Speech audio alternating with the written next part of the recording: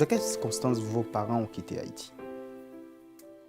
Mes parents étudient, ont fait leur baccalauréat, leur licence en fait, en Haïti.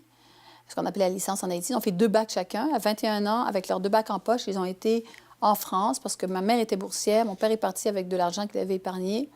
Et ma mère est allée à Paris, mon père est allé à Strasbourg. Ma mère est allée faire ses études doctorales à Paris, en économie. Mon père a fait ses études doctorales en géographie à Strasbourg. Et ma mère n'a pas fini son doctorat, elle a fini plus tard. Mais ils sont partis en 60, alors que je ne me trompe pas, 69. Ils ont quitté par bateau la France et ils sont arrivés au Québec en 69, l'ouverture de l'UQAM. Mon père est devenu prof à l'UQAM et un des fondateurs du département de géographie. Et ma mère est devenue enseignante à Châteauguay, en fait, mais dans la région de Montréal. Mais pourquoi ils ont choisi le Québec? Bien, écoutez, Paris, à l'époque, c'était pas une ville très accueillante pour les immigrants.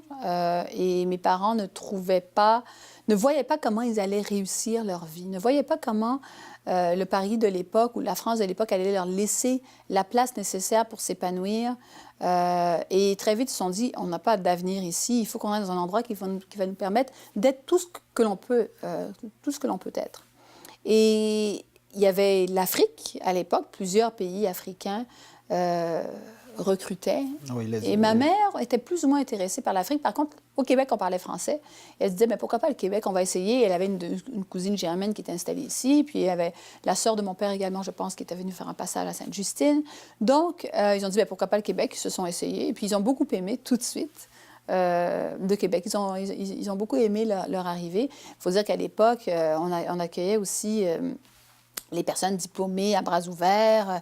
Ma mère a toujours raconté le jour où elle est arrivée au Québec, 24 juin, et elle avait par bateau à Québec. Et là, il y avait des dames qui étaient en Mercedes, qui étaient venues chercher les nouveaux arrivants pour leur montrer la nouvelle ville qui était Québec, et puis leur expliquer c'était quoi le Québec, etc. Donc, un accueil extrêmement chaleureux.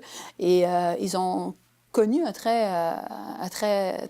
très belles premières années avant de décider de retourner en Haïti, mais bon, ça n'a pas pu se faire à cause des enjeux politiques. Vous êtes allé vivre en Haïti quelques années durant votre adolescence. Quels souvenirs en gardez-vous? Plusieurs.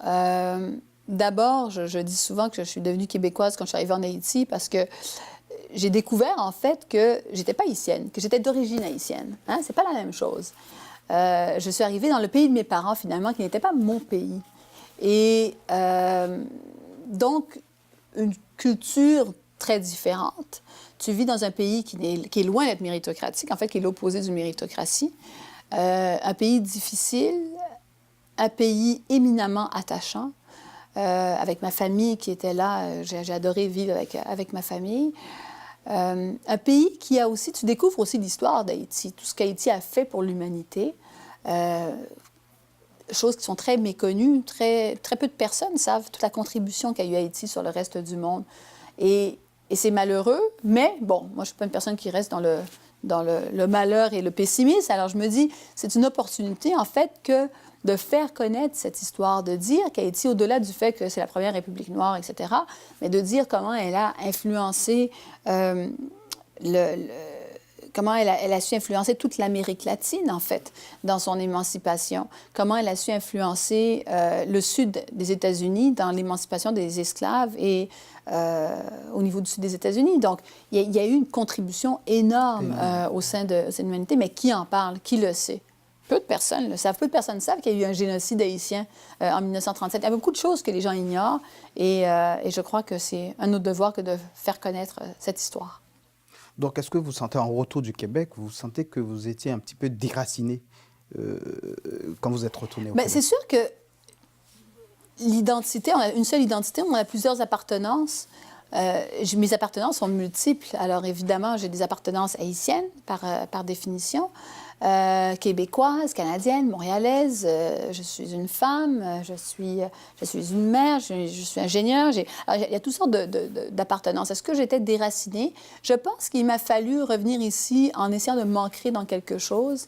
Et jusqu'à un certain point, à votre question, je répondrai oui. Mais ça, c'est un peu le parcours du combattant, du point de vue identitaire. C'est sorte de voir, quête, on une est sorte de toujours en quête, quête. de savoir quelle est véritablement ton identité, jusqu'à temps que tu te dises, en fait, moi, j'ai une identité, elle est complexe, elle est multiple, et puis je n'ai Elle est pas à la plurielle. simplifier, elle est plurielle, et je n'ai pas à la simplifier pour la compréhension d'autrui. Je suis ce que... J'ai parfois les gens me disaient, est-ce que tu te sens plus québécoise, est-ce que tu te sens plus haïtienne? C'est pas une question, c'est une question qui est non pertinente, parce que je suis à la fois les deux, et je vis très bien avec cette dualité. Et puis, c'est pas juste une dualité, c'est beaucoup plus complexe que ça. Mais il y a pas... Et puis c'est très bien. Et puis, c'est de plus en plus ça aussi. C'est surtout ça, c'est de plus en plus ça, le Québec, le Canada de manière plus large. Vos parents sont morts dans le séisme qui est survenu en Haïti en 2010. Suite au séisme, vous avez confondé l'organisation, ce qu'on appelle Camper. Quel est l'objectif de cette organisation? La réflexion sur la création de Campé est née avant le séisme. C'est un peu l'ironie de cette histoire-là. En 2009, on réfléchit à créer cet organisme et j'étais impliquée avec un certain nombre de personnes, dont Régine Chassagne, qui est cofondatrice. Et on choisit même le nom de Campé. Je le valide même avec mes parents. Et arrive le séisme et on perd 4 membres de ma famille, dont mes parents. Et l'objectif de cette fondation, qui n'a pas changé à travers le temps, c'est de combattre le cycle de la pauvreté en rendant les familles vulnérables financièrement autonomes et de les amener à un niveau où ils peuvent générer, ces familles, elles peuvent générer des revenus pour payer l'écolage des enfants, pour nourrir les enfants. Donc, un niveau, je ne peux pas dire un niveau de pauvreté acceptable, parce que qui suis-je pour juger ce qui est acceptable de ce qui ne l'est pas, mais certainement un niveau plus facile, enfin plus tolérable pour les familles. Considérez-vous comme un exemple de réussite? Est-ce que je me considère comme un exemple de réussite? Alors, oui, je pense que oui, de par les faits. Je veux dire, je suis une bonne... Je pense que je fais une belle carrière, je pense que je suis une bonne maman, je pense que je suis une bonne personne. Cela dit, j'ai eu beaucoup de chance dans la vie aussi. J'ai eu beaucoup de chance et j'en suis très, très, très consciente. Alors, je ne me dis pas « Ah, j'ai réussi et puis ah, c'est grâce à moi ». Mes parents ont énormément fait. J'ai eu beaucoup de chance et ça, ce n'est pas le cas de tout le monde. Alors, c'est plus facile pour moi de dire « Oui, j'ai réussi » dans les conditions dans lesquelles je me trouvais également.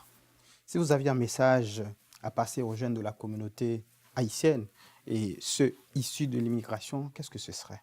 2 choses probablement. La première, c'est d'un point de vue identitaire, que c'est totalement acceptable d'avoir une identité qui est complexe. Ça fait la richesse de notre société et que ça doit être valorisé et qu'il faut qu'on se le dise, que ça devrait être valorisé de manière beaucoup plus systématique et qu'on soit fier de cette histoire. Moi, je suis très fière d'être d'origine haïtienne. Je suis très fière de tout ce qu'Haïti a fait pour le reste du monde, comme j'en parlais tout à l'heure, et on ne le dit pas suffisamment. Et puis, mon deuxième message, il va ressembler à mes 3 ans en disant « Il faut voir loin, il faut voir grand ». Après avoir vu grand et loin, il faut avoir un minimum d'audace pour réussir les choses. Puis il faut travailler, il n'y a pas de miracle. Il faut travailler, travailler, travailler. Il faut livrer la marchandise. Chaque fois que vous dites que vous allez faire quelque chose, il faut le faire. Il faut bâtir sa réputation au jour 1. Puis la réputation, c'est pas quand tu arrives à l'université, c'est quand tu es à l'école primaire, tu es à l'école secondaire. Dans tout ce que tu fais, tu livres la marchandise. Tu t'engages, tu respectes tes engagements et puis tu vois loin. Madame Anglade, merci de nous avoir accueillis ici, sur votre lieu de travail. C'est moi qui vous remercie.